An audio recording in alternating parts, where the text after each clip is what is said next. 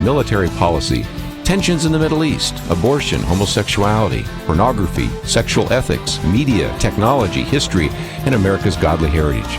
We talk about anything that affects your faith, your family, or your freedom. So don't go anywhere, because Point of View starts right now.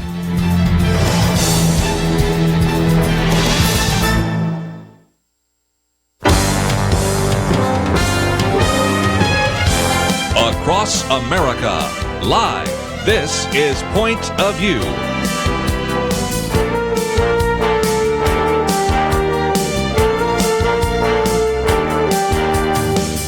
And now, Kerby Anderson. Thank you for joining me, and I suspect you know the topic we will be addressing here in the first hour, and that is yesterday I had planned that today we would spend some time looking over the speech that was given just a few days ago by President Donald Trump in front of the Arab Islamic American Summit, and talking about how to really address this issue of terrorism and how to prevent terrorist attacks from countries like the UK and the United States. And of course, last night, no doubt you heard about the explosion that has so far killed 22, wounded 59, more to come, no doubt.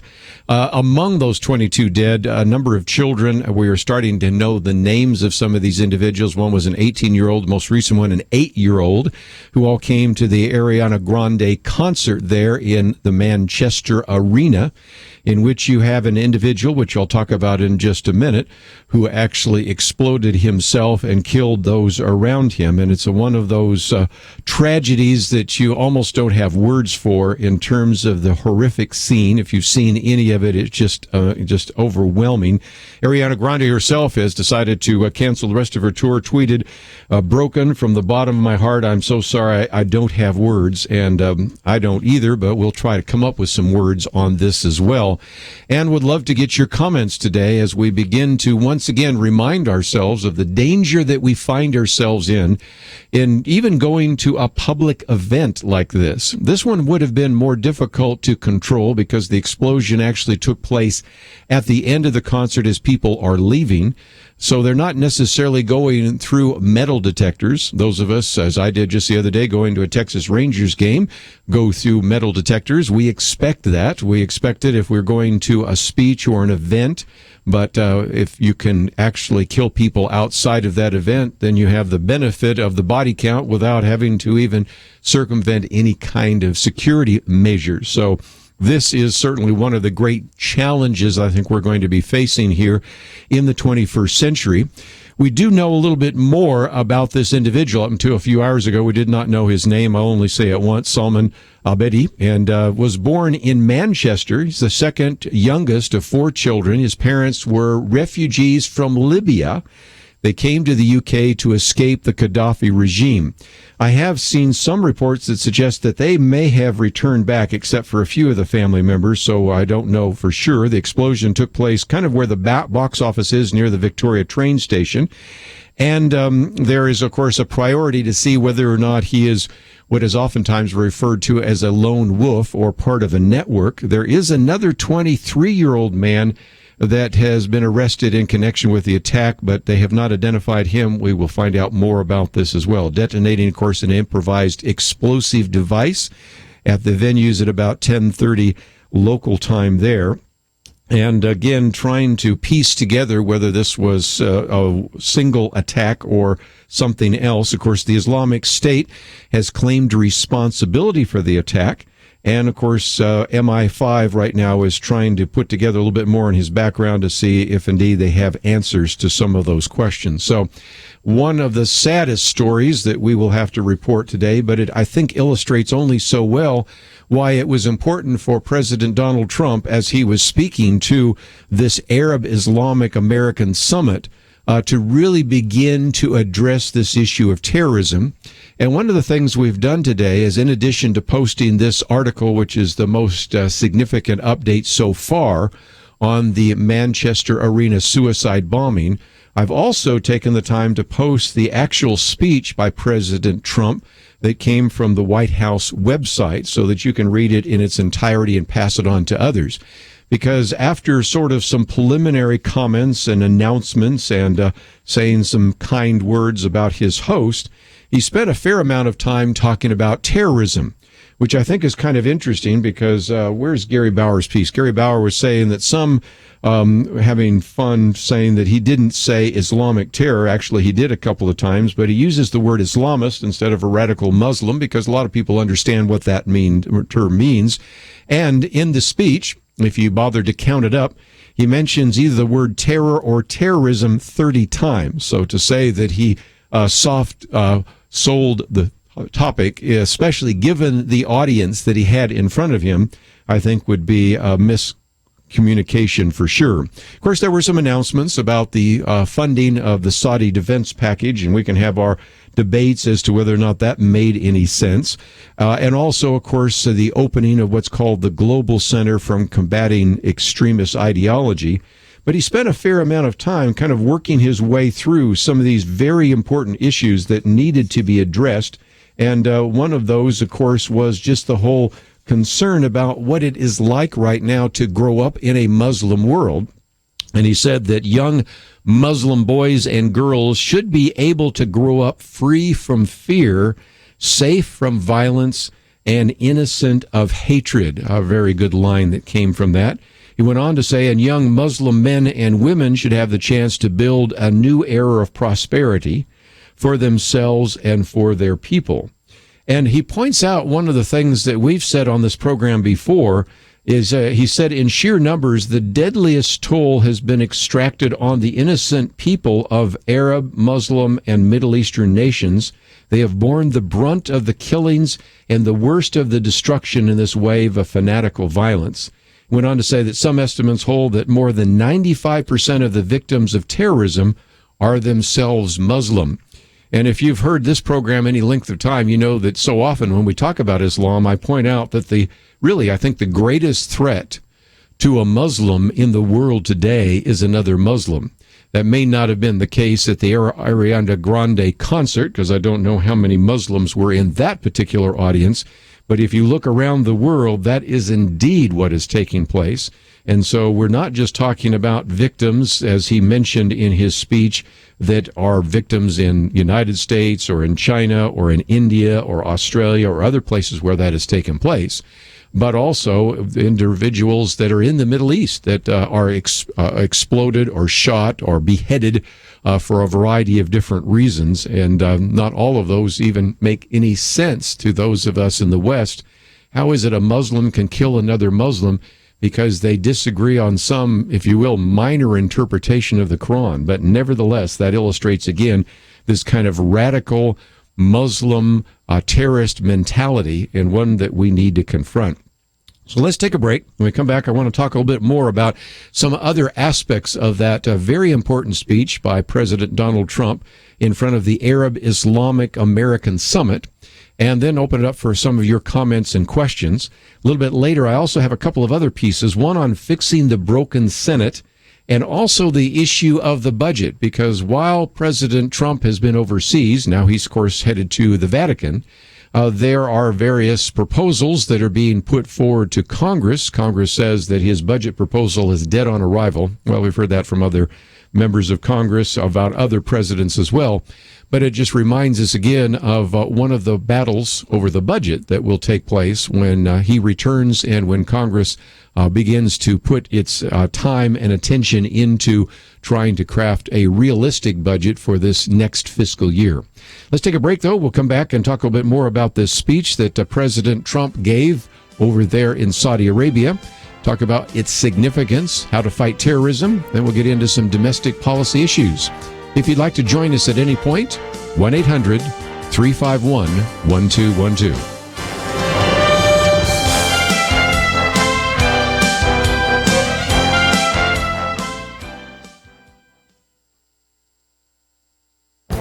This is Viewpoints with Kerby Anderson.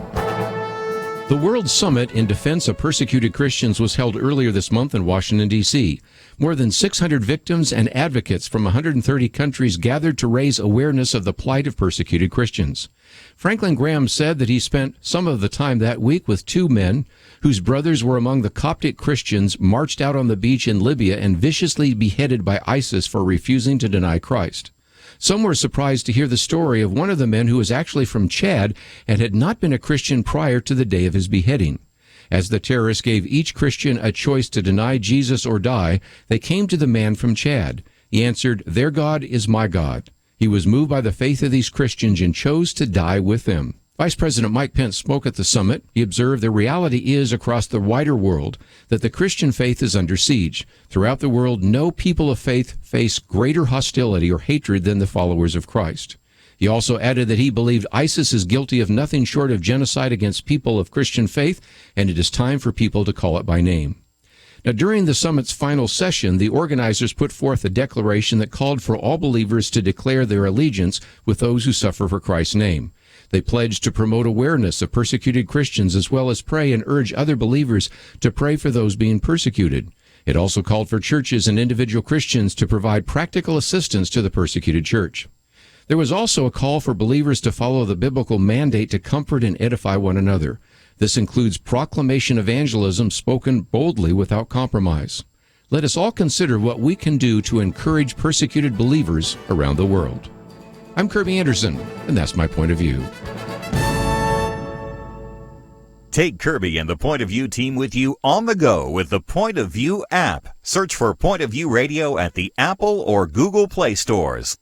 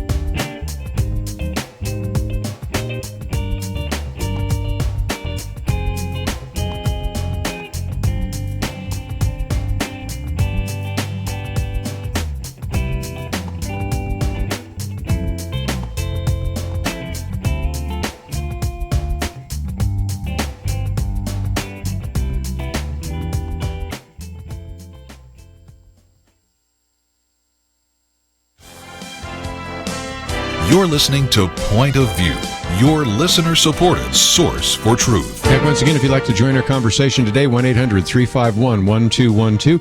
We'll get into some other topics in the second hour, but I wanted to focus some time and attention, first of all, on this bombing that took place in Manchester, England, at the Manchester Arena, the suicide bombing, and also the speech given just a few days ago by President Donald Trump. I might just mention my commentary today is about persecuted Christians, which also, of course, relates to what is happening in the Middle East right now. And so if you haven't had a chance to go and listen to or watch or even read my Viewpoints commentary, it's available today on our website, pointofview.net. And again, if you have not signed up to receive that, we're glad to put that in your inbox every single day. Matter of fact, as you go to the website, there's a little pop-up that gives you that opportunity to respond, and I hope that you will do so, because we really want to give that to you so that even if you miss the program, lots of times I try to pull some of the material we cover on this program, or sometimes other issues that maybe work a little better in written format. When you give lots of facts and figures and numbers, sometimes it's kind of hard to follow on radio, although I'm going to give it a try here in just a few minutes when we talk about the budget proposals.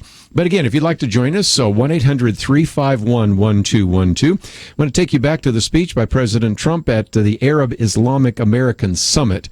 Many people think this is such a different kind of speech, and I think that it is. Just the fact that he mentioned the words terror and terrorism more than 30 times, such a contrast to what we've had in the past. Well, let's, if we can, get into a couple of other issues that I thought were very significant. In his speech, he said the true toll of ISIS, Al-Qaeda, Hezbollah, Hamas, and so many others must be counted not only in the number of dead, it must be counted in generations of vanished dreams.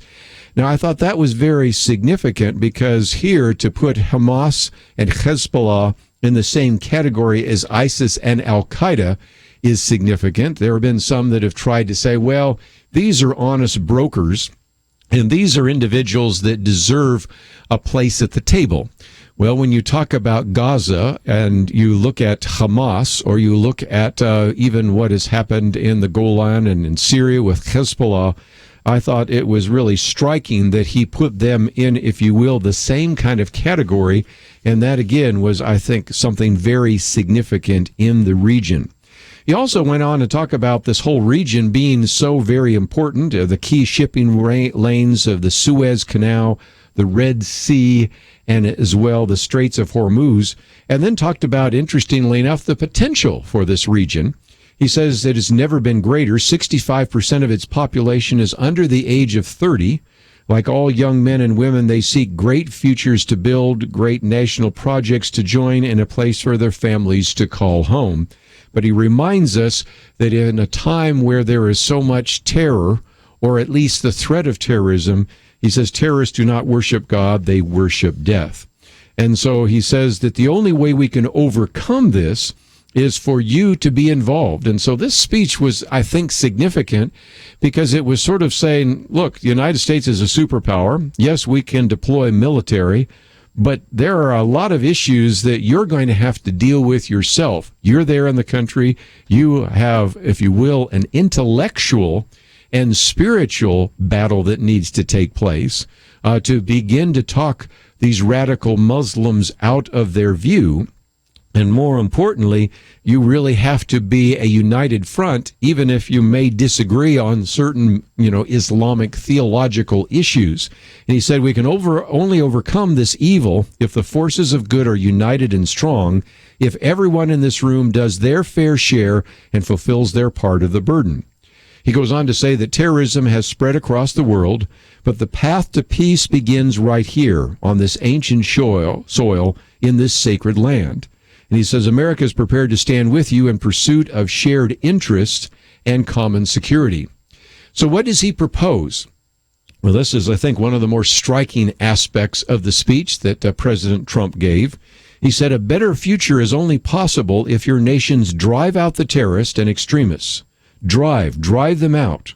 Drive them out of your places of worship. Drive them out of your communities. Drive them out of your holy land. Drive them out of this earth. Pretty powerful words, and again, an illustration that it was really a call for them to begin to do some house cleaning and to begin to root out those sectors of terrorism within their own countries.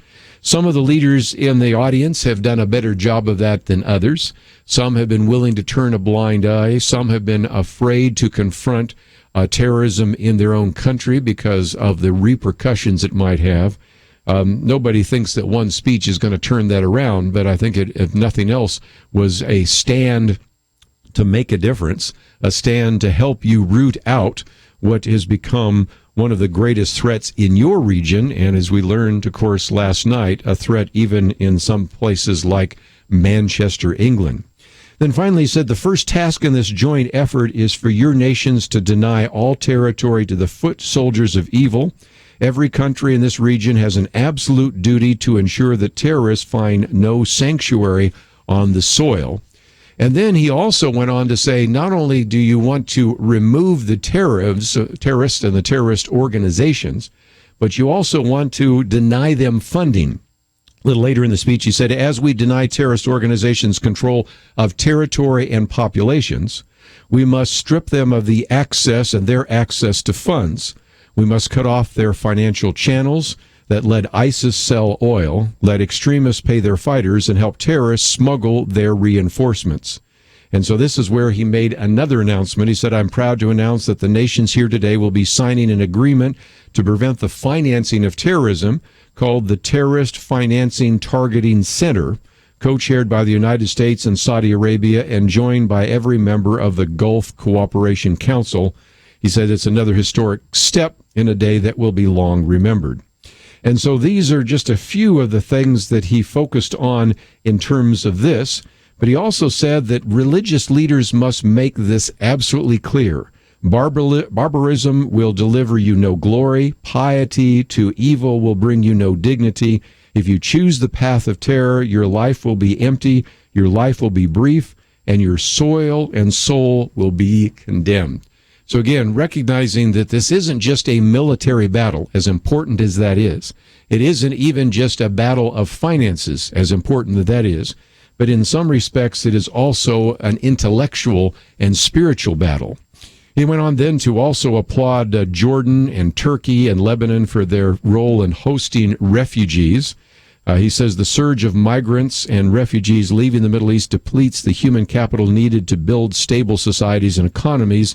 Instead of depriving this region of so much more human potential, Middle Eastern countries can give young people hope for a brighter future in their home nations and regions. And so those are just a few of the points that he made, but the last one I thought I would focus on as well, and that is he spent a fair amount of time focusing on Iran. Because he says Iran is a government that gives terrorists safe harbor, financial backing, and social standing needed for recruitment. He went on to say that Iran funds arms and trains terrorists, militias, and other extremist groups that spread destruction and chaos across the region. And so if nothing else, this again shows a remarkable difference between reaching out and trying to write and actually craft a nuclear arms deal, and one that recognizes that if nothing else, Iran is the source of a great deal of the terrorist problems that we have in the Middle East and around the world. He says it's a government that speaks openly of mass murder, vowing the destruction of Israel, death to America, and ruin for many leaders and nations in this room. So you are hearing some things that were very different than what you've heard in the past. And I think it was a significant speech. There are some that said he didn't go far enough, but recognize again you have more than 50 leaders from these various Muslim countries. And if nothing else, I think it sent a very significantly different signal. So let's take a break. And when we come back, if you'd like to comment on this, how do we address this issue of Muslim terrorism in the world? What can the United States do? What should we call upon these Middle Eastern countries to do? And then we'll move into some of these other issues that are going to certainly be front and center as President Trump returns and as Congress begins to focus on the budget, and also just trying to get very significant and meaningful legislation through the United States Senate. Got a couple of articles we posted today, not only the speech by President Trump, but also some information about the suicide bombing in Manchester, England, and one we'll get to a little bit later on fixing the broken Senate. But if you'd like to join the conversation, we'd love to hear from you. 1-800-351-1212, 1-800-351-1212. If you'd like to join with us in financial opportunities or just simply like to receive my viewpoints, commentaries, go to the website, pointofview.net. You'll find lots of great resources there. I encourage you to read them and pass them on to others. Let's take a break. We'll take some phone calls and continue our discussion right after this.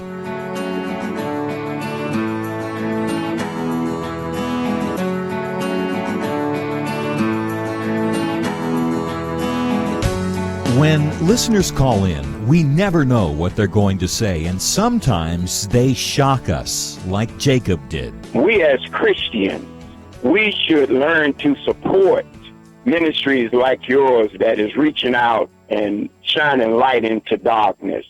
This is why Satan has such a great grip on America and the world, is because the world support their own. They will spend billions of dollars to make sure they are heard.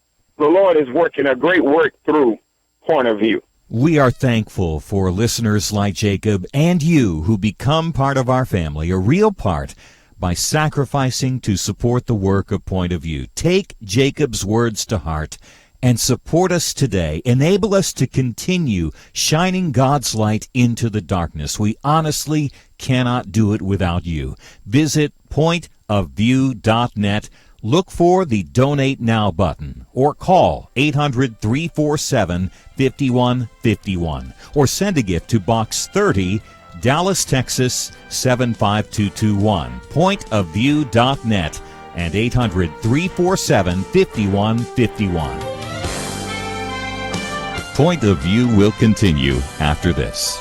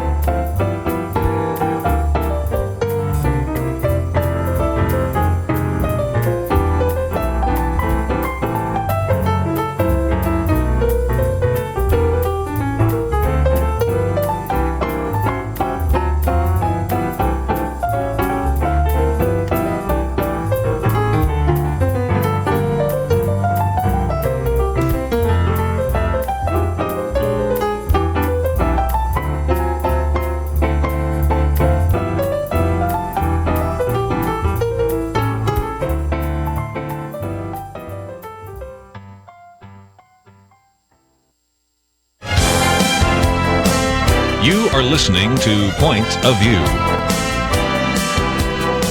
The opinions expressed on Point of View do not necessarily reflect the views of the management or staff of this station. And now, here again is Kerby Anderson. If you'd like to join our conversation, 1-800-351-1212. Let's head out to Georgia, first of all, WJTG. And Robert, thank you for joining us today here on Point of View. Yes, sir. Thank you for having me. I personally think that much of what the president said is just completely and utterly absurd.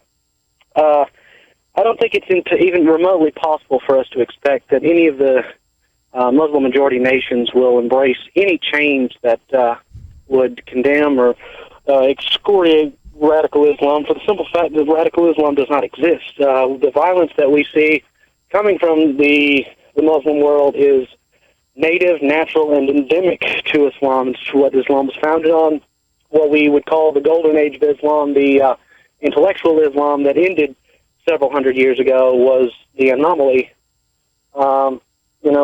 We fail to, recognize as Christians, and I'm not necessarily speaking politically here, but as Christians we fail to realize that, Islam is a form of apostasy. It was nurtured in a world where Christianity was the norm. It's a spit directly in the face of the cross, and I believe the cross is the only hope for the Middle East. Just as we failed to combat the ideologies of statism, fascism, any of the other great travesties that occurred in the body politic of Western philosophy around the World War II, we fail to beat those ideologies. Those ideologies keep making a recurrence. We will fail to beat the ideology of Islam because the fundamental natures of these things spring from the evil in man's nature. These are the types of political ideologies we make in absence of the God of Abraham, Isaac, and Jacob. And again, I would agree with you that the ultimate answer to every problem we talk about here on Point of View, including this issue of terrorism, is the cross, ultimately Christian values. But I think until we see a complete conversion of the Middle East, I don't know that we ever would, I'm willing to partner with people that do not have a radical, violent ideology, which is understandable, harder to find. But, we've had some people on this program, for example, over the years that are Muslims who don't call for Sharia law, don't call for violent jihad. And this may be the best we can do right now. Ultimately, I do agree with you. I think the ultimate answer is the cross of Jesus Christ. Yeah, and I understand that those people exist. I just tend to find that those people tend to make their residence in the West and hide from the majority of Islam. Right. Because there's a price to pay, as my commentary today talks about in terms of persecuted Christians. I mean, if you deny any tenet of Islam, that's enough to get you beheaded. I mean, not even necessarily leaving Islam, but even just denying one view of you are, again, like I said, the greatest threat to a Muslim right now is another Muslim, especially a terrorist Muslim. So your point's well taken. So, Robert, I appreciate you calling in today. Yes, sir. Thank you. Well, thank you for sharing some of that. Let me get a couple other comments. I'd love to hear yours as well. 1-800-351-1212. Tony Perkins said that the White House didn't leave the enemy to anyone's imagination. He said, quoting from President Trump, there's still work to be done. There honestly means confronting the crisis of Islamist extremism and Islamist terror groups it inspires. It means standing together against the murder of innocent Muslims, the oppression of women, the persecution of Jews, and the slaughter of Christians. Don't you love all the things that President Trump said there? There is no coexistence with this evil. There can be no tolerating it, no accepting it, no excusing it, and no ignoring it. So again, just a couple of points there. Gary Bauer, in his piece, talked about the fact that the president regularly referred to Islamist terror, and he said our dishonest media is crowing that he never said Islamic terror. He said, but Islamist is preferable to it being widely understood to mean those Muslims who will use all means necessary to impose Islamic law. And he says President Donald Trump called them out, and he directly labeled Hezbollah and Hamas as terrorist groups. Went on to say that he challenged these 50-plus leaders to confront the Islamists, and even quotes from President Trump, who said, a better future is only possible if your nations drive the terrorists and extremists out. And then finally talked about, it was to the Islamist and the jihadist, He says, barbarism will deliver you no glory. Piety to evil will bring you no dignity. If you choose the path of terror, your life will be empty, your life will be brief, and your soul will be condemned. I didn't read that part, but Gary Bauer quoted from that as well. What about the criticism that some have that this was maybe too timid or too mild? Daniel Pipes, who served in the Reagan administration, said he understood how sometimes you have to tailor some of your remarks to the audience, which again recognize that the audience we were talking about in this particular case is the Arab Islamic American Summit. And anyway, Daniel Pipes went on to say it was a good speech that signaled a majority shift in the right direction from the previous years of that administration, particularly with regard to Iran and Islam. Daniel Pipes went on to say most importantly was Donald Trump's willingness to point to the ideology of Islamism as the enemy.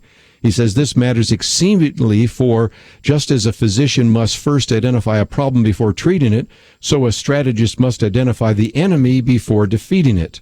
To talk about evildoers or terrorists or violent extremists is to miss the enemy's Islamic core. So again, he appreciated the fact that he used some of the phrases that have seemingly eluded some in the previous administration. And before taking another phone call, let me take one more.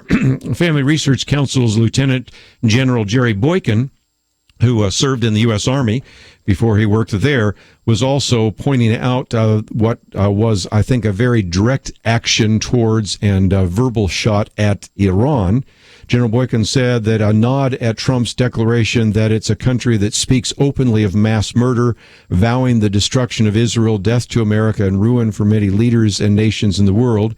He also praised the White House admonition that America isn't the solution to the evils of terrorism. Each of these leaders will have to act, as the president said, drive them out of your communities, drive them out of your holy land, drive them off of this earth.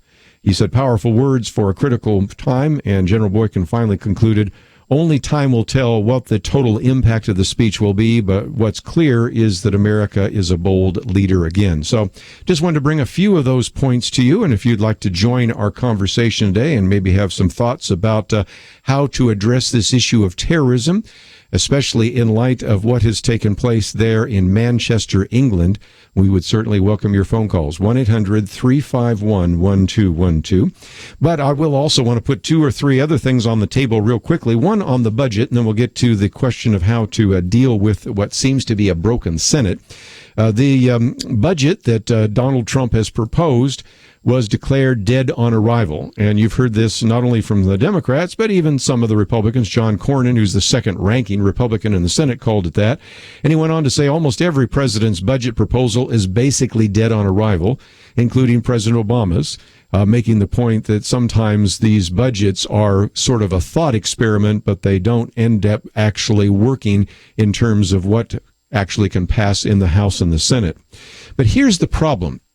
I recognize that these cuts that are being proposed right now in a variety of different departments by President Trump maybe seem painful, but maybe you just have to remind people of the obvious, and that is almost every year we spend almost $1 trillion more than we take in. Now, this last fiscal year has been unusual because we've had a remarkable number of revenue sources that have been much higher than in previous years because the economy's kind of picked up a little bit. And so, again, we have about $1.5 trillion from your income taxes. We have about $1.1 trillion from payroll, which would be your social insurance taxes. We have about $300 billion in corporate income taxes and about $300 billion in other things. These would be excise taxes and estate and gift taxes and customs and duties and things like that. So the revenue this last year will be about $3.3 trillion. But we will spend by almost $4 trillion. 3.9 at the moment, but I think that's going to go up just in light of some of the spending. And again, you've got about half of it is spending on just what are called entitlement programs, Social Security, Medicare, and Medicaid. Social Security, $910 billion, Medicare, $588 billion, Medicaid, $368 billion. So what you have is almost half of the spending is on the so-called entitlement programs. Then you have defense spending, which is about $584 billion, and then all the rest of the so-called non-defense spending, which is where you're getting all the criticism right now. These are people saying, well, we might be cutting back some kind of aid to dependent children, or we might be cutting back the agricultural funding, or we might be cutting back the EPA, whatever it might be. And, of course, then we have some other kinds of unemployment compensation. And, of course, I should mention that we have to spend right now $240 billion just on the interest of the $20 trillion that we've borrowed. So, again, we every year spend much more than we take in. We're basically broke.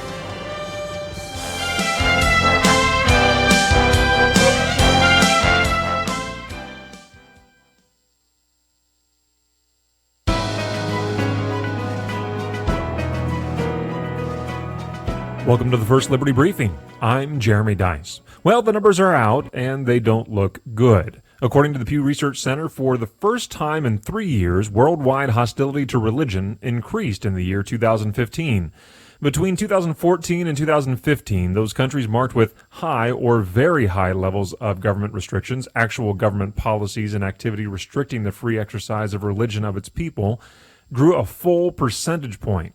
During that same period, social hostilities increased 4%.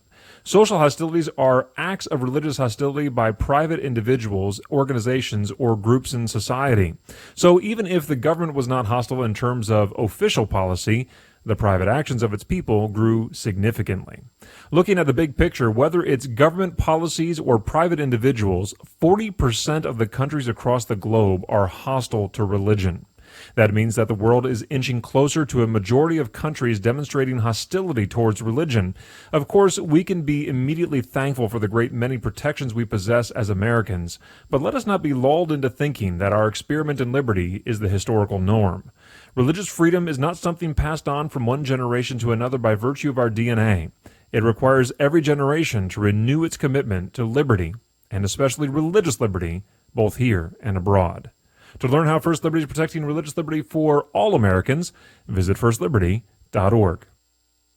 You can learn how to protect religious freedom in the workplace, public schools, your church, the military, and more by downloading First Liberty's free Religious Liberty Protection Kits at firstliberty.org. That's firstliberty.org. If you want hope for religious freedom, go to firstliberty.org.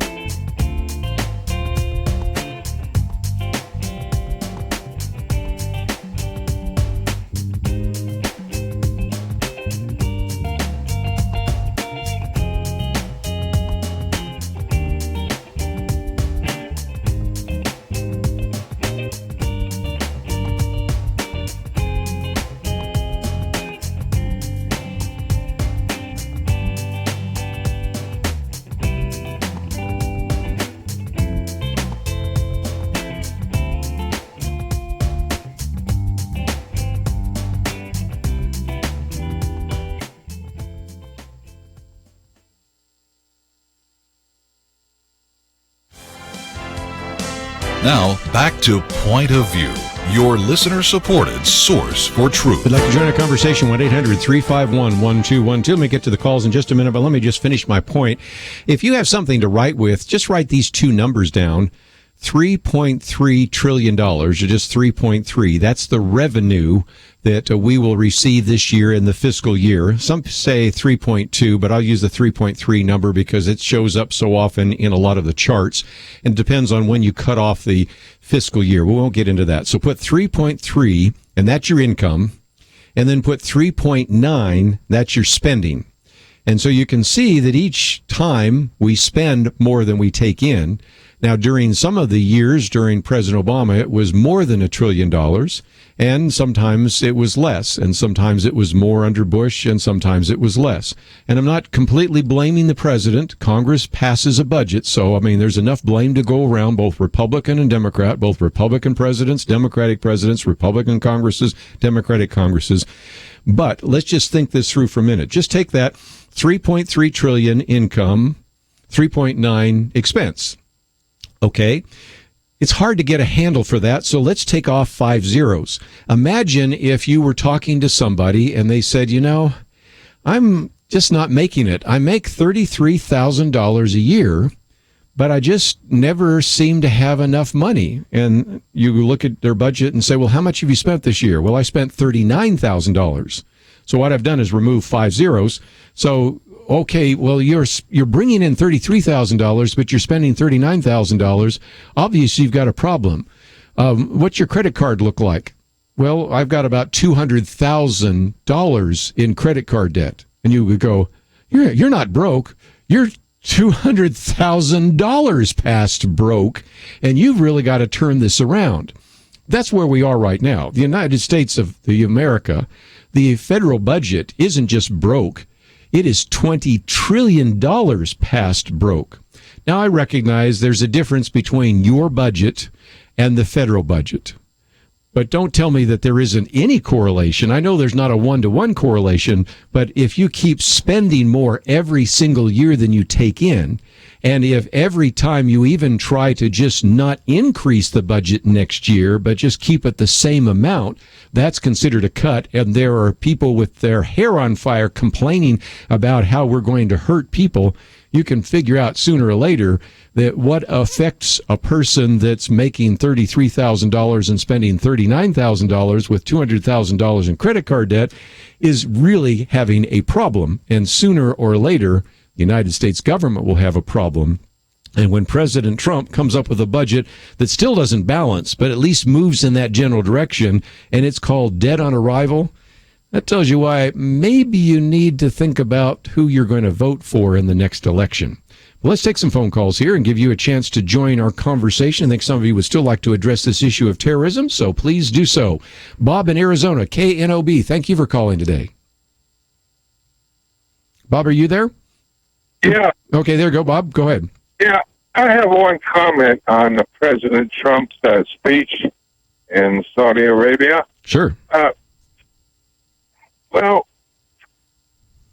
understanding the Bible, I see that God using Trump to tell the people either you do it or you don't, either yes or no. God being sovereign, as God is, that he gives people the choice. Moses came down from the mountain, gave his people the choice. And you know, our freedom is a choice. And we need to make the right choice. And I believe that that's what I got out of my part of the Trump speech. Was very good, and I agree with him. Well, again, I've posted that. Let me let you finish your point there, but I did post that so people can read it on their own and just see whether they would agree with it. But I found quite a lot that gave me some encouragement. I agree with what Robert said earlier. I'm not so sure necessarily everybody's going to follow it, but at least it says we're wanting to cooperate with you to cut off the funding to groups like the Islamic State. We recognize that some of these individuals that in the past have not been called terrorist organizations like Hamas and Hezbollah are going to be designated such. So I see that as very positive, but I'll let you make a final comment. Thank you. Okay. Let's, if we can, take a few more calls real quickly, move our way through here in Texas, KCTA. Susan, thank you for joining us today here on Point of View. Well, thank you for taking my call.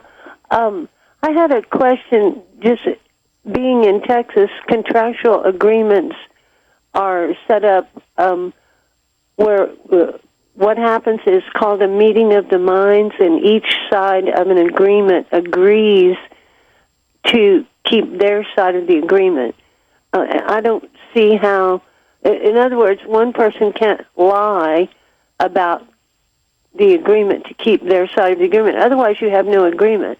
And since he's meeting with people in the Palestinians, and their worldview is from the Koran, and what they think is God actually commands them to lie or cheat or kill or whatever to continue to promote their Islamic regime. It's called taqiyya, yes, and that's found in the Quran. It permits them, doesn't tell them to, but you got two problems. You got Mahmoud Abbas, who, first of all, may or may not tell the truth, but, let's face it, there are a lot of Western leaders that sometimes don't tell the truth first, so that's not unique to Muslim world.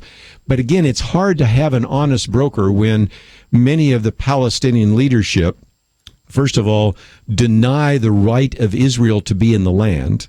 Exactly. Then you have Mahmoud Abbas, who's, we were talking about this the other day, and I haven't even thought about this until recently when someone brought it up again, who did his dissertation on the Holocaust being a myth, and so you're dealing with somebody that we wouldn't consider to be an honest broker, and I think that's going to always be the problem that any president, whether it was George W. Bush, whether it's Barack Obama, or whether it's now Donald Trump, in trying to come up with some kind of, as you're pointing out, honest deal where you have people on both sides of good faith who give their word, who sign a document and intend to actually fulfill that. And in light of what we know from the past, in light of what we know from some of the teachings in Islam, and in light of what we know about the character of the people entering into those agreements, I just don't see how you bring any kind of resolution. So let me just mention, we're coming to a break, but tonight, if you have not heard us talk about the film In Our Hands, it is all about the Six-Day War, the 1967 Six-Day War. We have been doing some promotion on it. We had Gordon Robertson in studio here to talk about that. I understand that it has been so successful that they are probably going to have a second showing, but you still might want to go to the link we provided on our website to check that out and to find out. And then we're also going to have Gary Fraser in studio to talk a little bit more about the significance of the 1967 war after we've seen the film, and also about the history of Israel. So this is a topic certainly we'll come back to. And Susan, I wish I could keep you on a little bit longer, but I look at the clock and we are ready to go to our top of the hour break. In the second hour, I wanted to get into some issues of finance. Tommy Brown has written this very good book, The 7 Money Types, How to Discover How God Wired You to Handle Money. And this will be kind of the third and last of our programs on money, because we wanted to recognize that not only is the United States broke, but a lot of us are broke as well. A lot of us really need to rearrange some of our finances and to be good stewards of the resources we have in our hands. So we're going to come back and spend a little bit of time talking with him in a very practical way. And of course, then tomorrow is our very successful Millennial Roundtable. And Friday, of course, we have our weekend edition with Penna Dexter and Kelly Shackelford. So we got a lot coming up, but let's take a break. We'll talk with Tommy Brown right after these important messages. Point of View Radio has been changing lives for a generation. Listeners have been inspired to apply themselves in all kinds of ways, to stand up as lawyers defending the Constitution and freedom, to start Christian schools, training up a new generation, to launch ministries on college campuses, even to run for and serve in Congress. So again, what are you doing to make a positive change? One way to start today is to join the Truth Team, Truth Team 360, and help us change lives. Our nation needs a Truth Team very badly. Support Point of View Radio today at pointofview.net. Set up your monthly gift by clicking the Truth Team 360 picture and then carefully follow the directions. pointofview.net.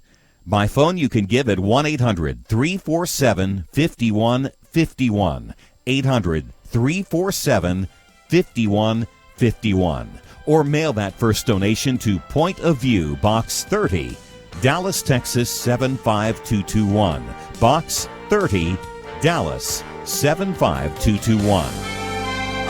Point of View will continue after this.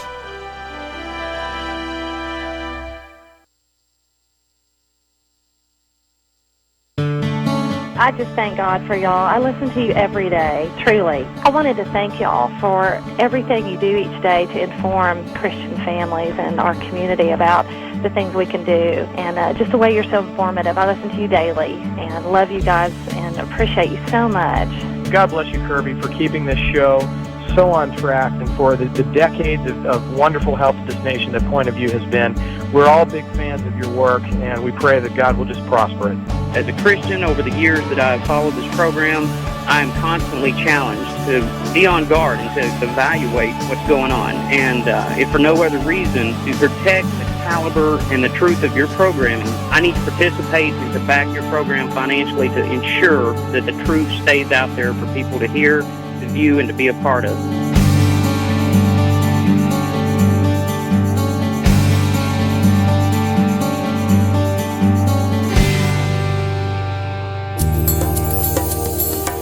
This is Point of View Radio.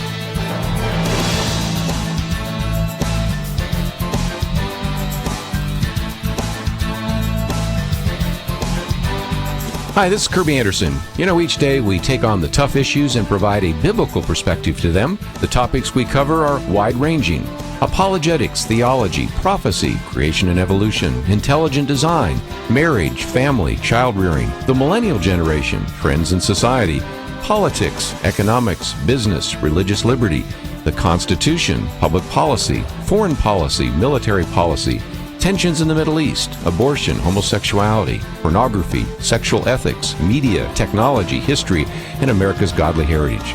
We talk about anything that affects your faith, your family, or your freedom. So don't go anywhere, because Point of View continues right now.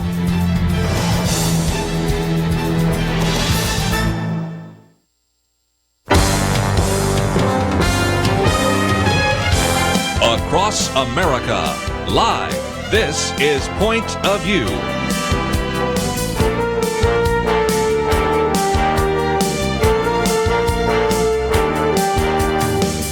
And now, Kerby Anderson. Thank you for joining me. We're going to spend some time today talking about money once again. We've done this a couple of times. Had various individuals with Crown Financial here to talk about this, Chuck Bentley and others. James Paris was with us last week. We also talked about some practical ideas, but I wanted to come back to this one more time, and it relates, of course, to some of the conversations we've had about the fact that not only is the federal government broke, $20 trillion in debt, a lot of Americans are broke as well, and it would be helpful for you to understand kind of your own, if you will, money type. And so this is why when this book came across my desk, I thought this would be very helpful for you. Over the years, we've talked about how sometimes certain personalities are a little bit different. Those of you that are maybe the high D, you tend to be dominant. You can make decisions very quickly. Those of you that maybe are the high C, or the beaver, or the individual that tends to be melancholic, you tend to hold back. Well, this, I think, is even more interesting because it looks at 7 money types, and it's really tied to various characters in the Bible, like Abraham or Isaac or Jacob or Joseph or Moses or Aaron or David. So I think this is going to be very helpful to you. And we have a link to the website, which allows you to take a very short test and determine what your particular type might be. And that would help you not only understand your particular way of dealing with finances, but if you're married, to maybe understand the difference between you and your spouse. And of course, we also have a video that is available if you connect to that as well. It's about 2.5 minutes long, and I would encourage you not only to watch the video, but also to then click the share button and pass it on to some others so that they could take the test and they could also know a little bit more about this new book, which is published by Zondervan, The 7 Money Types, Discover How God Wired You to Handle Money. It is written by Pastor Tommy Brown. He's a pastor, a speaker, a financial development strategist, lives in the North Carolina area, has a bachelor's and a master's degree working in both pastoral ministry and management. He is also, as an entrepreneur, worked in real estate development and church consulting on stewardship matters. And of course, you can go to his website, tommybrown.org. Tommy, thank you for joining us today here on Point of View. Hey, I've been looking forward to it, Kerby. Thanks for having me on today. Well, again, we've talked about some of these financial issues in different ways. We've looked at what might happen in a down economy and how to relate to that. We've talked about some of these practical ideas of what to do when you're maybe dealing with a credit card debt. But you look at it in a sort of a different sort of way. I know Jerry Tuma and Tim LaHaye years ago talked about personality types and how it relates to finances, but you've gone into 7 biblical money types. Tell us a little bit more. Sure. So it came out of the work that I was doing as a minister, just kind of boots on the ground, helping people in very practical ways navigate their financial situation, getting out of debt, learning to save, considering insurance and investment, those types of things. And I started to notice 7 patterns emerging. And because I believe that we're made in God's image, according to Genesis, and that to be made in God's image means that we're supposed to be good stewards of our resources, the question then became, well, what if these tendencies are flowing out of what it means to be made in God's image? And so I started to notice them in biblical characters. So Abraham, that hospitality tendency, which we can unpack all of these. Isaac, you kind of rattled them off earlier.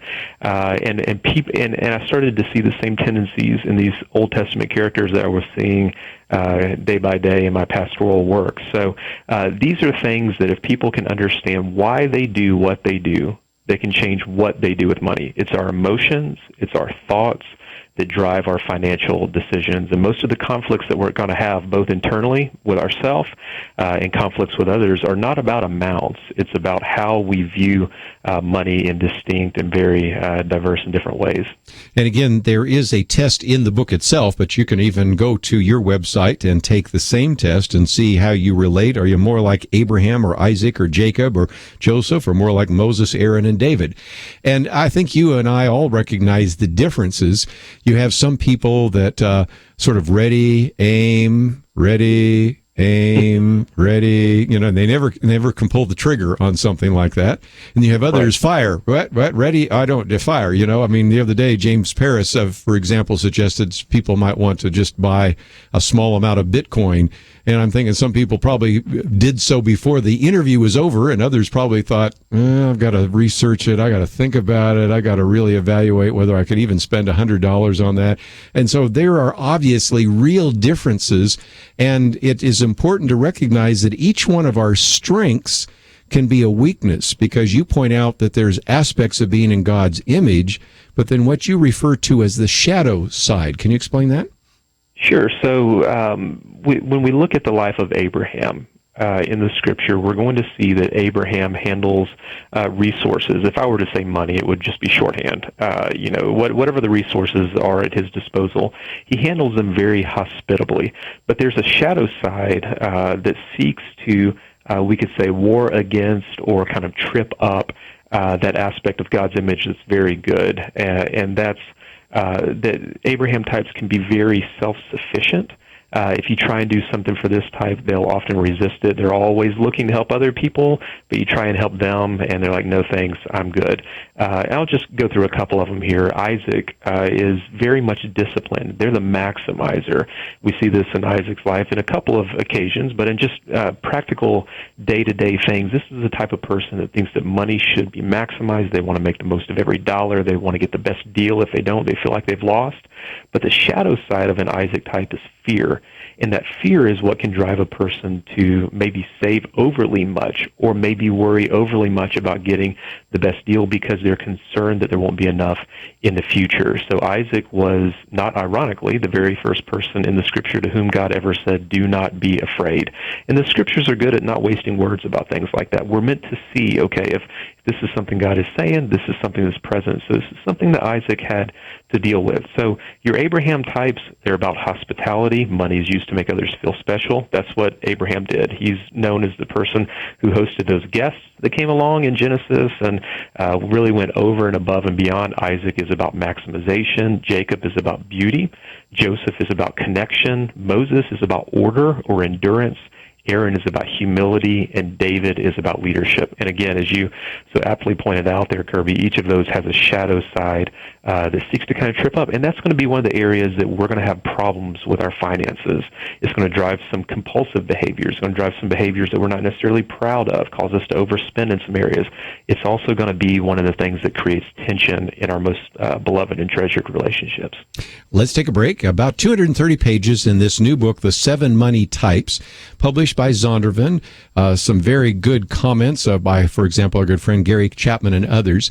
You can probably find it in your local bookstore, but there's a way when you go to his website to even get an autographed copy and, of course, a number of other resources. So, again, you can go to our website or just to his directly. Either way will help you find out a little bit more.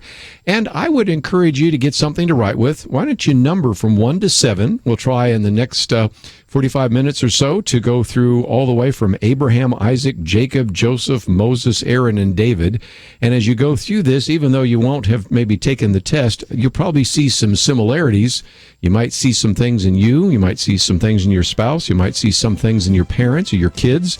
I think you'll find it really helpful. And, of course, I do commend to you the book. We'll come back and continue our conversation with Tommy Brown on the 7 money types right after this.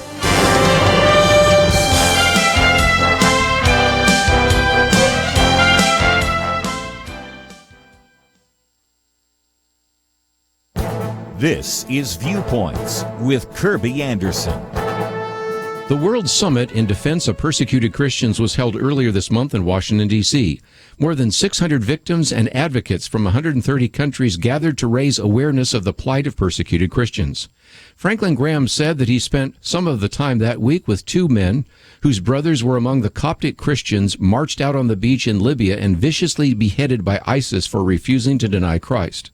Some were surprised to hear the story of one of the men who was actually from Chad and had not been a Christian prior to the day of his beheading.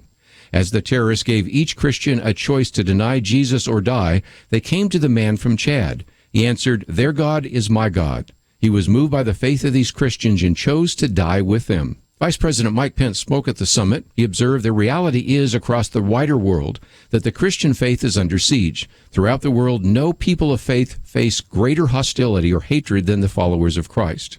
He also added that he believed ISIS is guilty of nothing short of genocide against people of Christian faith, and it is time for people to call it by name. Now, during the summit's final session, the organizers put forth a declaration that called for all believers to declare their allegiance with those who suffer for Christ's name. They pledged to promote awareness of persecuted Christians as well as pray and urge other believers to pray for those being persecuted. It also called for churches and individual Christians to provide practical assistance to the persecuted church. There was also a call for believers to follow the biblical mandate to comfort and edify one another. This includes proclamation evangelism spoken boldly without compromise. Let us all consider what we can do to encourage persecuted believers around the world. I'm Kerby Anderson, and that's my point of view. Take Kerby and the Point of View team with you on the go with the Point of View app. Search for Point of View Radio at the Apple or Google Play stores.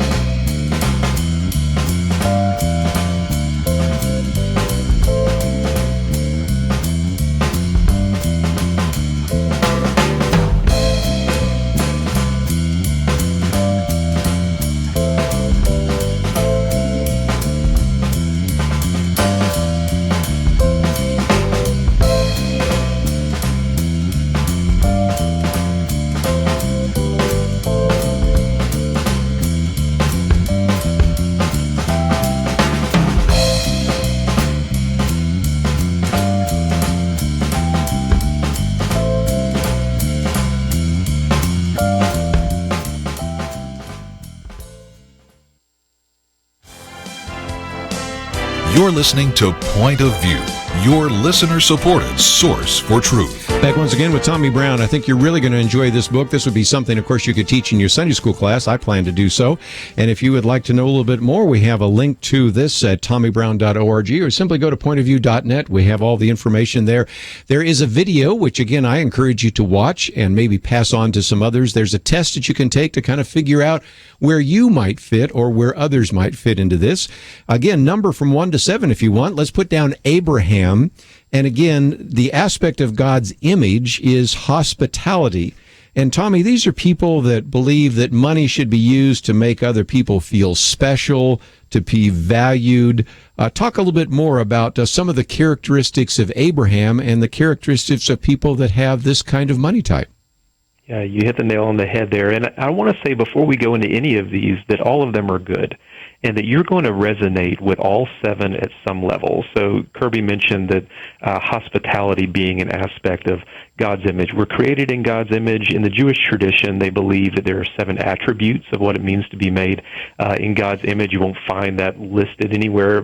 So much of the Jewish tradition is oral tradition and commentary on Scripture. So I want to be clear that's what we're doing here. It's a little bit of commentary, a little bit of theology, but certainly when you look at these characters' lives, you see this correlation is absolutely true. Abraham was hospitable, and Abraham revealed God's loving kindness, God's hospitality to the world, especially to those people that were followers of God in that day. So we see in the Abraham type hospitality. Money should be used to make other people feel special and noticed. I'll give you some core characteristics, and we unpack these a lot more in the book. We also go deeper into how to grow in each of these areas. But your Abraham types are going to exceed expectations. They're the type of person who's going to under-promise and over-deliver in order to make other people feel special, noticed, valued. Think about that type of person that when you're in their home, they just make you feel noticed, loved. They love hosting. They love throwing parties. They love using food to demonstrate hospitality. And good enough is never good enough. They're always going to make sure that it's just right for you because they want to make sure that you're noticed, that you feel special. And so it all comes out of that attribute of God's image, that divine hospitality that they're seeking to reveal. So when you go into the story of Abraham, and he's known as the father of hospitality, so much so that in the book of Hebrews, the writer says, don't forget to show hospitality to strangers, because in so doing, you might actually be entertaining angels unaware. And he's the exemplar of this hospitable tendency. And so the guests come, again, I mentioned earlier, but they come. He says, let me get you a little bit of bread, a little bit of water, and then he turns to his wife, he's like, let's throw a full-course meal for them. So they kill a fattened calf. She's baking bread for them, and it turns out that they carried the promise of Isaac with them. And over and again, you see him just using hospitality to demonstrate kindness. You also see self-sufficiency. Think about whenever Sarah died. So they're going to, this comes out of the shadow side. Sarah died, and they wanted to offer him a burial plot, a cave to be able to bury her in, and he refused to accept that generosity and wanted to pay full price. You also see it in the incident where he recaptures Lot, and some of the kings who are at war as well offer him some of the spoils of war, and he says, no, I'm not going to take any of that. I'm not going to have anybody be able to say that they made Abram rich.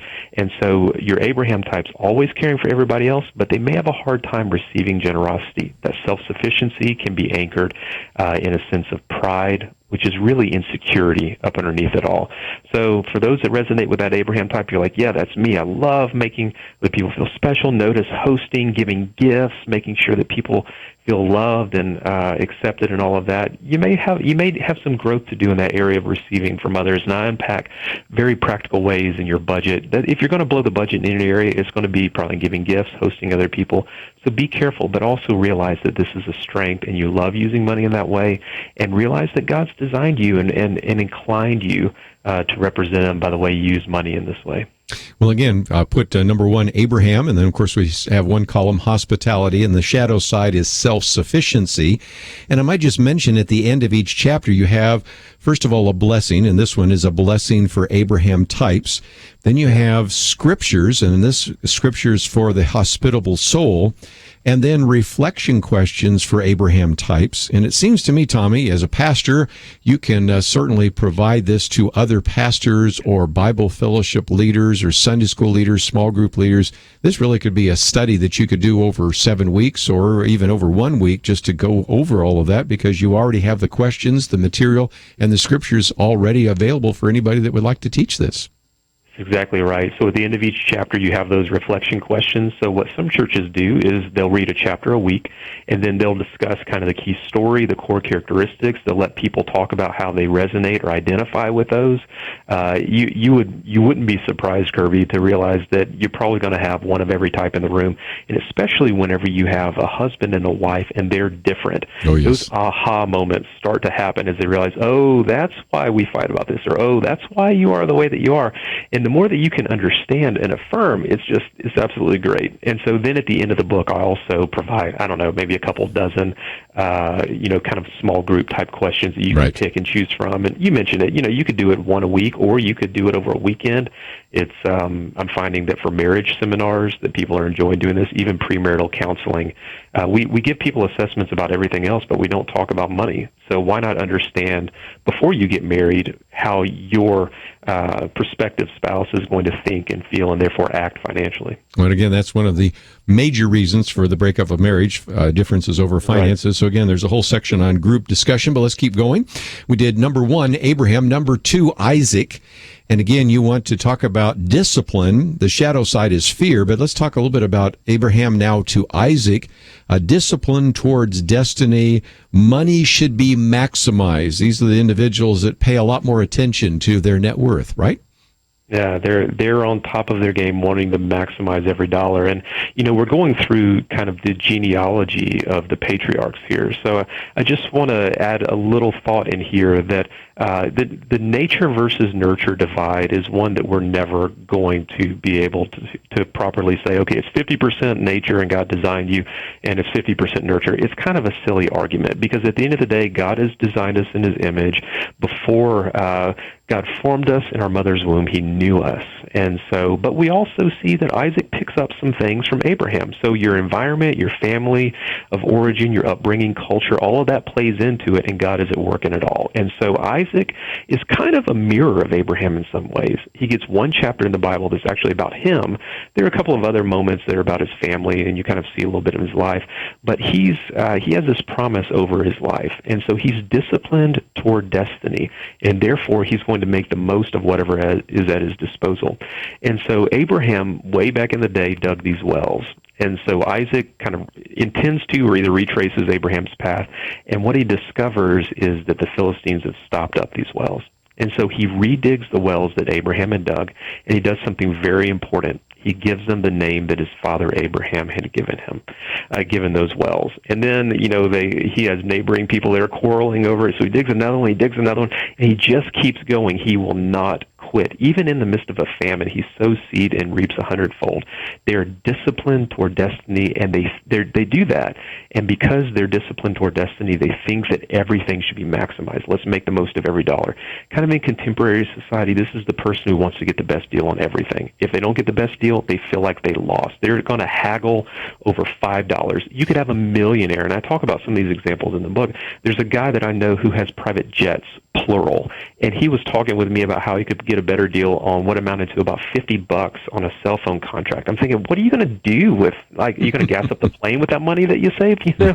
So they absolutely see potential to recover and restore everything. They're persistent in the face of resistance. And the shadow side is fear.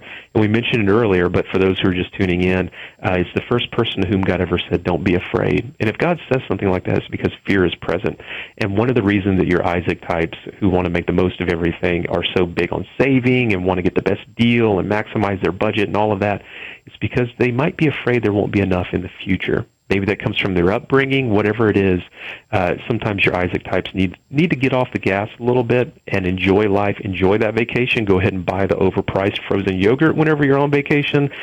Go ahead and spend a little bit more on that gift, even though you could probably get a better deal somewhere else. Go ahead and go a little bit above and beyond and realize that life is good. Lighten up. You don't have to get the most out of everything. You don't always have to end. And so we can talk about how it plays out in relationships, but my wife is very much the Abraham type, and I'm very much the Isaac type. So you can see we do not approach money from the same perspective. So we have to learn how to get along in that same bank account. Let's take a break, and when we come back, we'll look at the other 5 that we have mentioned, but we'll get into more detail. You have 1 and 2. We'll come back after we've talked about Abraham and Isaac, and we'll talk about Jacob, Joseph, Moses, Aaron, and David, all part of the book, The 7 Money Types. Discover how God wired you to handle money. It is published by Zondervan. You can certainly look for it in your local bookstore, but we have a link to TommyBrown.org, and you can go to his website as well. And I hope that you are enjoying the conversation. A little bit later, we might open up the phones to give you a chance, but right now, sit back, take some notes, and learn a little bit more about the money type that you and your family might have. We'll be back right after this.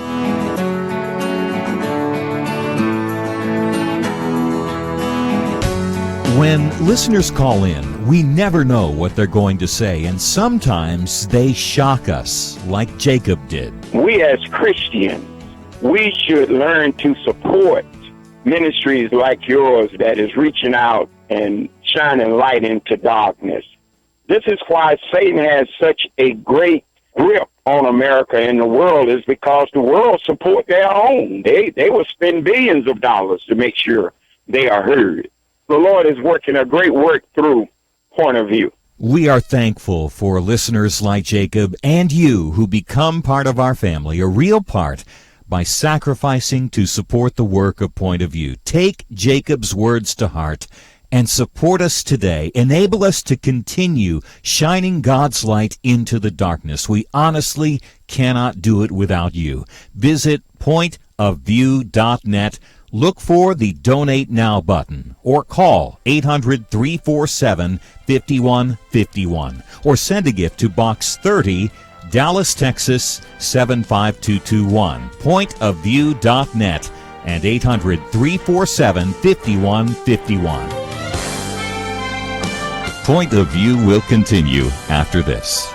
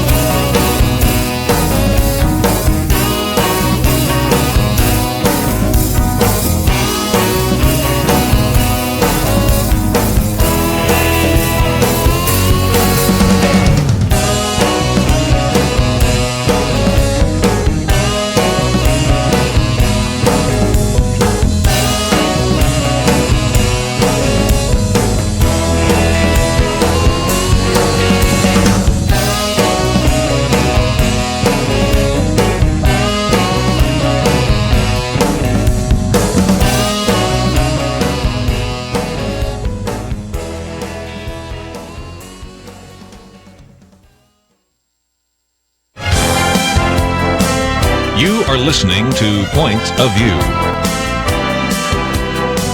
The opinions expressed on Point of View do not necessarily reflect the views of the management or staff of this station. And now, here again is Kerby Anderson. Continue our conversation today with Tommy Brown, and the book is entitled The 7 Money Types. Again, we wanted to do this to just really educate you about some of the financial issues. Some of us get into difficult financial circumstances, and we've talked about that with Chuck Bentley and James Paris, and wanted to do this simply because sometimes you need to get back to the motivations, and this really helps you understand the type of mindset that you have. And if you're just joining us, we've taken our time to look at the first 2 of those, Abraham and Isaac. Now we come to number 3 on your list, Jacob. And the primary motivation there is beauty, but the downside is indulgence. This one might be a little harder to understand, but if you ever went with me to one of these car shows nearby here, they have one called Coffee and Cars. I see the amount of time and energy these guys put into these cars. Or you use an example of somebody wanting to rehab his bicycle, or individuals that are really able to sometimes see beauty beneath some of the issues that they are dealing with. This is really a good example, and you use Jacob as that example of that particular money type.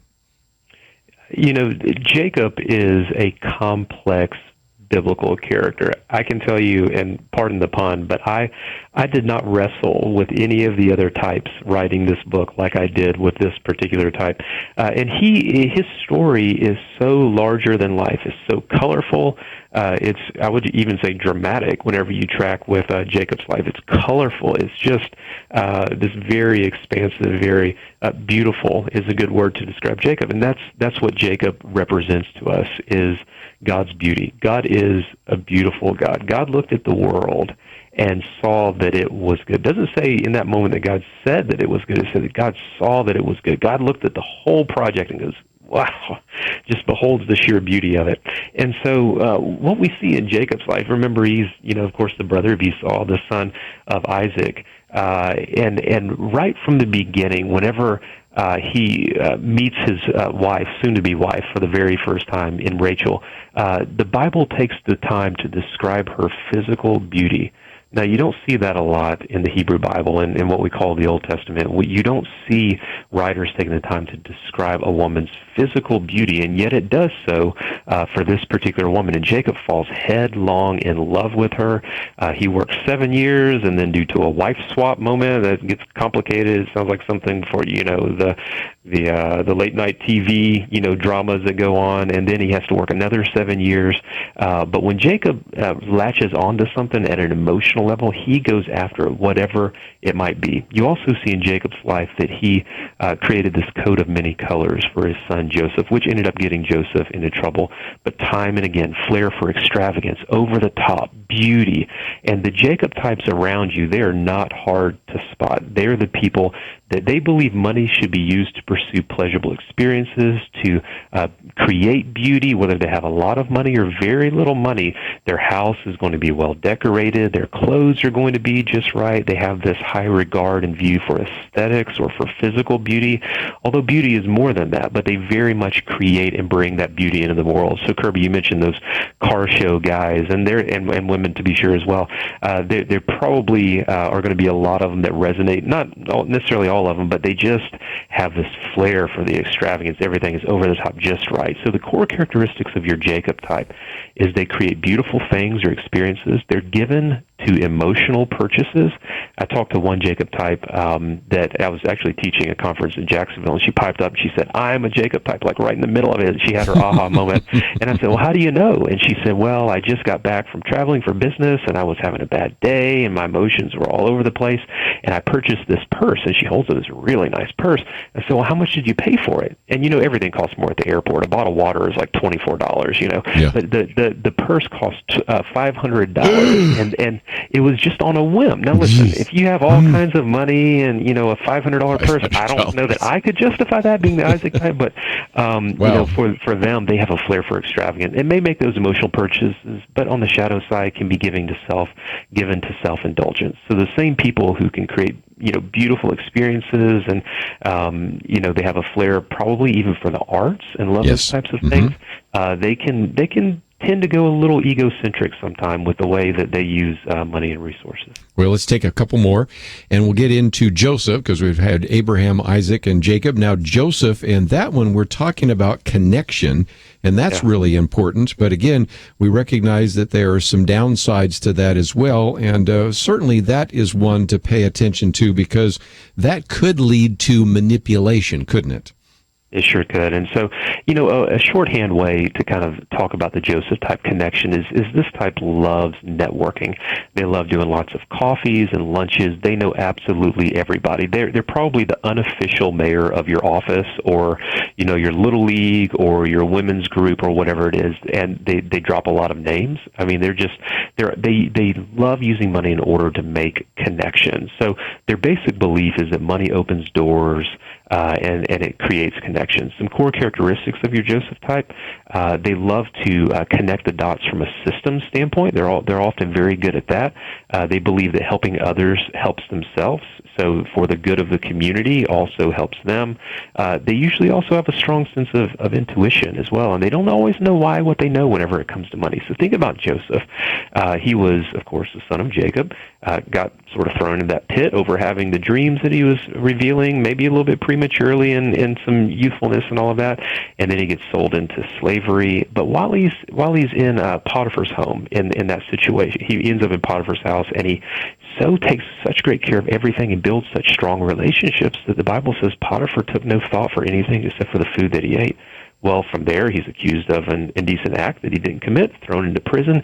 He, again, networks, creates systems, pathways, takes such good care of everything, and his relationships get him promoted over everything in the prison. Well, what happens is a couple of guys have some dreams. One of them is actually killed. The other one becomes Pharaoh's cupbearer, which when Pharaoh has the dream about the 7 years of plenty followed by 7 years of famine, nobody can interpret the dream. They call for Joseph. Well, Joseph interprets the dream. He becomes vice president of Egypt, and we know how the rest of the story goes. He basically administrates based on his ability to connect the dots, his ability to network, and his ability to intuit what God wanted.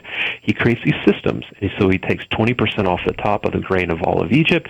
Then whenever they run out of grain, they have to come and buy from him. When they run out of money, he buys their lands. When they run out of land, he actually purchases their livelihood, their lives, and that's how the Israelites became slaves inside of Egypt. So we do see on a couple of occasions that Joseph actually manipulated. And I won't go into all the details, but you see one case where his brothers come to buy grain, and then he puts the money back in their sack, and there's a golden object. He puts it back in the sack. And so he manipulates the situation. Ultimately, it was all for good. But your networkers, they're so intuitive. They're such people. That's the best way I know how to say it, that they can discern and intuit. And if they're not careful, they can manipulate you to get what they want instead of what's best for you. So think about that person that's always spending a lot of money on coffees and lunches and dinners, and they're on boards of nonprofits and everything. They're always connecting the dots. That's your Joseph type. A lot of good comes out of it. If you ever lose a job, you want them on speed dial. However, shadow side, you may blow the budget in the area of connecting with other people. Let's take number 5, and that is Moses, and that's endurance. But again, the shadow side is impatience. And we've only got about 2 minutes before our break, but give us a summary, if you could, of Moses. You got it. Think about Moses. He received the law from God on top of Mount Sinai, comes down, and there is a place and a name and a space for everything. Do this with this object, don't do this with this object. Very ordered. The only way you can endure, which is what God does with the people and what Moses represents, the only way you can endure is if you're well ordered. And so your Moses types have budgets for budgets, spreadsheets for spreadsheets. If a dime falls out of their budget, they intuit it. There's a disturbance in the force, and they can take and get that dime back in place before it hits the ground. So they're over the top in organization. They love it. They thrive on it. They're great with it. Shadow side is impatience. Think about what kept Moses out of the promised land. And sometimes your Moses types will not only mind their money, they want to mind everybody else's money as well. So sometimes they go a little bit too far. They're a little bit impatient, but man, do they bring order to finances. You can trust them, rely on them, and nothing is going to get in the way of them keeping the order in the financial area. One of the things you also point about is they can be extremely judgmental regarding how others handle money. And as you point out, they're not just organizing their own life, they're organizing everybody else's, which is helpful if you would like to have somebody organize it, but can be really frustrating if you don't. So let's take a break, and we have two more left, and those will be Aaron and David. But if you just joined us, we're talking about the 7 money types by Tommy Brown. Discover how God wired you to handle money. And we've looked at Abraham and Isaac and Jacob and Joseph and Moses. We'll come back and talk about Aaron and David. And if you just joined us, let me just mention, too, that there is a section in the back which have a series of questions for group discussion. So if this is something that you would like to study on your own, certainly you can go to his website, and we have that link on our website, pointofview.net.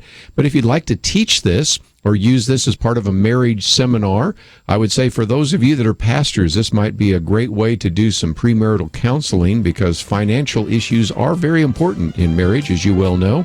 I would certainly commend the book to you. It's published by Zondervan. You can look for it in your local bookstore, but there's also a place for you to get it on his website. And we'll be back with more right after this.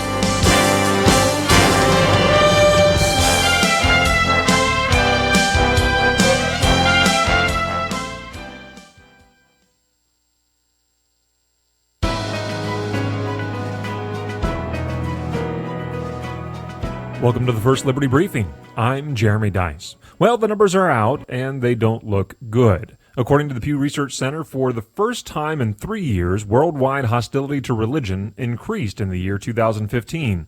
Between 2014 and 2015, those countries marked with high or very high levels of government restrictions, actual government policies and activity restricting the free exercise of religion of its people, grew a full percentage point. During that same period, social hostilities increased 4%. Social hostilities are acts of religious hostility by private individuals, organizations, or groups in society. So even if the government was not hostile in terms of official policy, the private actions of its people grew significantly. Looking at the big picture, whether it's government policies or private individuals, 40% of the countries across the globe are hostile to religion. That means that the world is inching closer to a majority of countries demonstrating hostility towards religion. Of course, we can be immediately thankful for the great many protections we possess as Americans, but let us not be lulled into thinking that our experiment in liberty is the historical norm. Religious freedom is not something passed on from one generation to another by virtue of our DNA. It requires every generation to renew its commitment to liberty, and especially religious liberty, both here and abroad. To learn how First Liberty is protecting religious liberty for all Americans, visit firstliberty.org. You can learn how to protect religious freedom in the workplace, public schools, your church, the military, and more by downloading First Liberty's free Religious Liberty Protection Kits at firstliberty.org. That's firstliberty.org. If you want hope for religious freedom, go to firstliberty.org.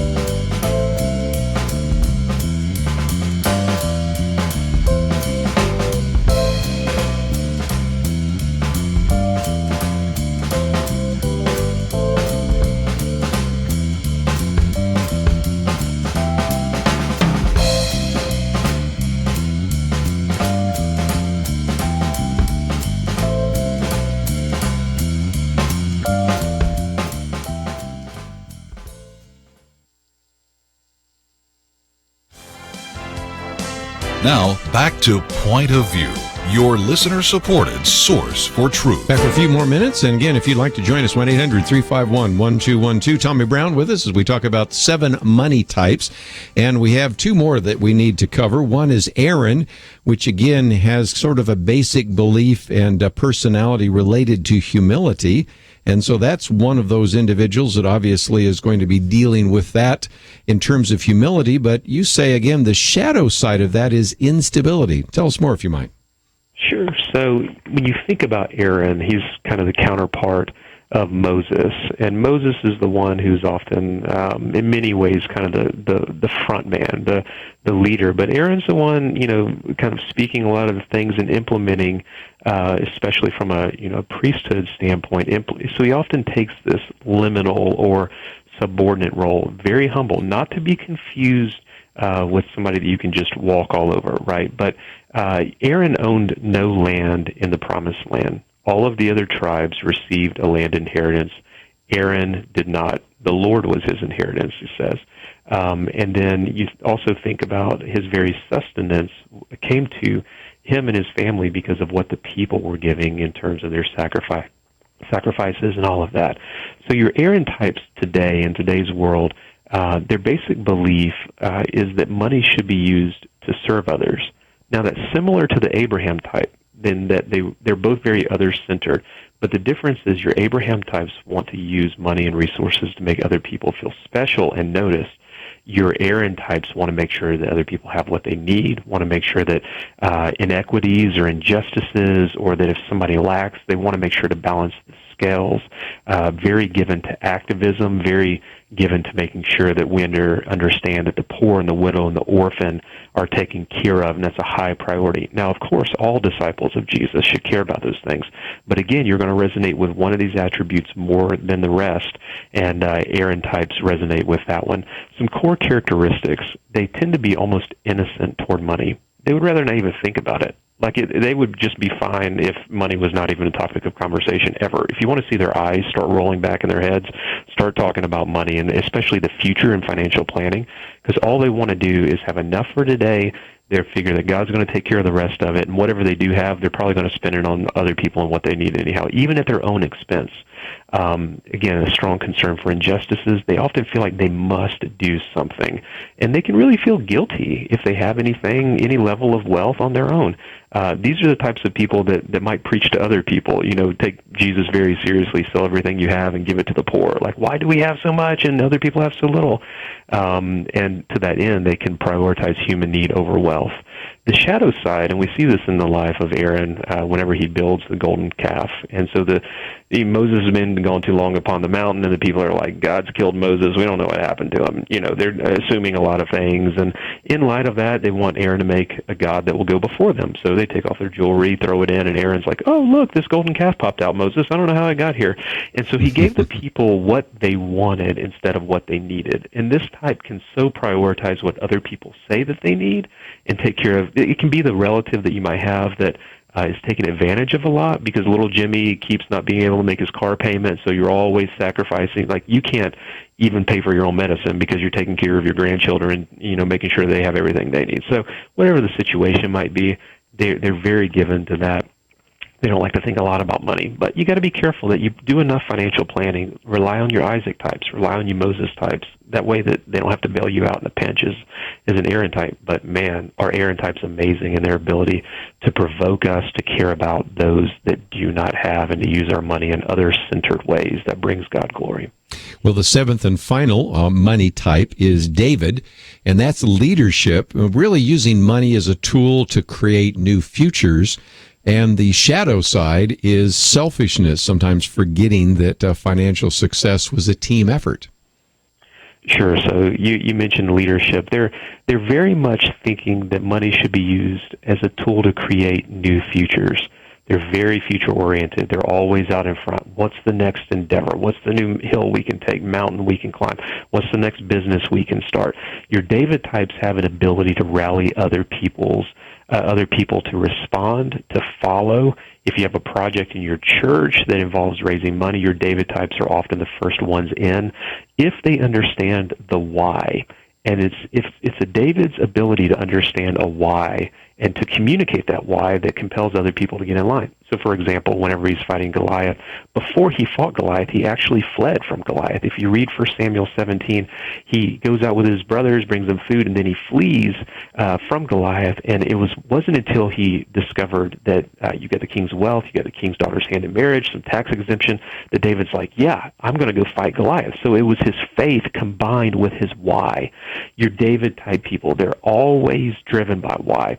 So they're very much able to inspire action and really concerned about the next generation. They want to leave a legacy, so that person is always planning for the future, wanting to leave an inheritance, as the scripture says, not just their children, but their children's children. Any type can do that, but your David types.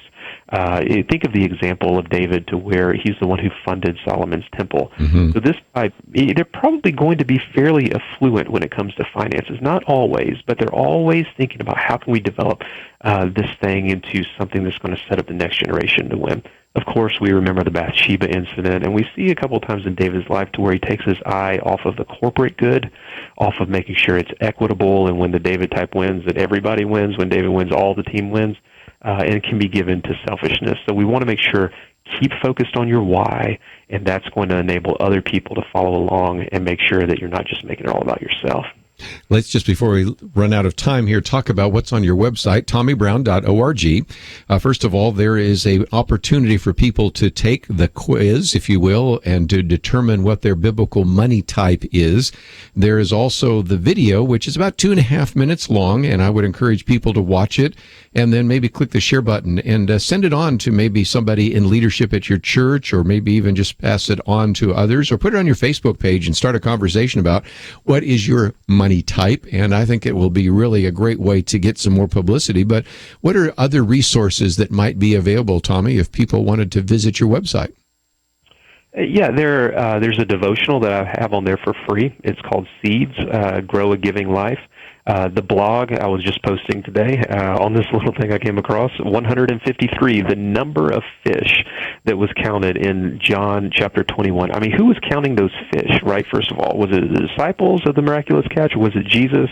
Not to go into all of that, but what it tells us is God cares about even the numbers in our life, even the small things. And so I want to help disciples grow in their relationship between faith and finances and connect the dots in very meaningful ways.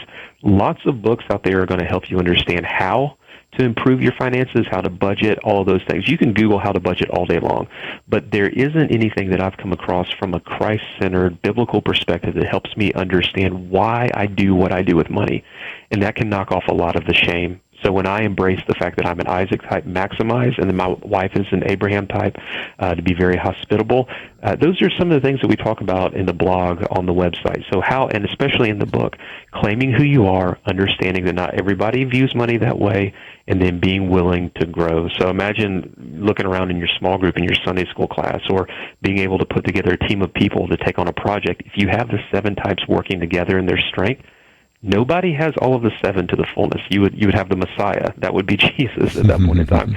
So we need everybody else. And so the website, I'm always putting things out there, whether it's a new little ebook that I've written to give away for free. But if there's a church out there that would want to do a seminar or a conference, or get in touch about a speaking engagement, you can do those things as well. Well, again, thank you so very much for writing the book. Thank you for joining us today here on Point of View.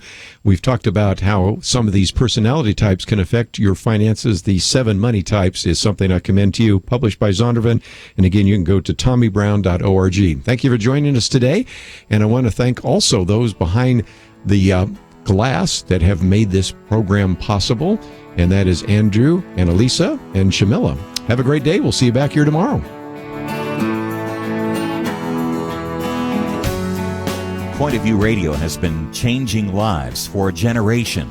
Listeners have been inspired to apply themselves in all kinds of ways, to stand up as lawyers defending the Constitution and freedom, to start Christian schools, training up a new generation, to launch ministries on college campuses, even to run for and serve in Congress. So again, what are you doing to make a positive change? One way to start today is to join the Truth Team, Truth Team 360, and help us change lives.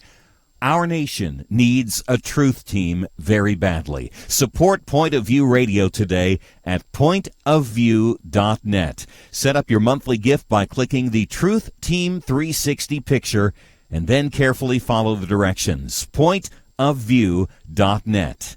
By phone, you can give at 1-800-347-5151, 800-347-5151, or mail that first donation to Point of View, Box 30, Dallas, Texas 75221, Box 30, Dallas 75221. Point of View is produced by Point of View Ministries.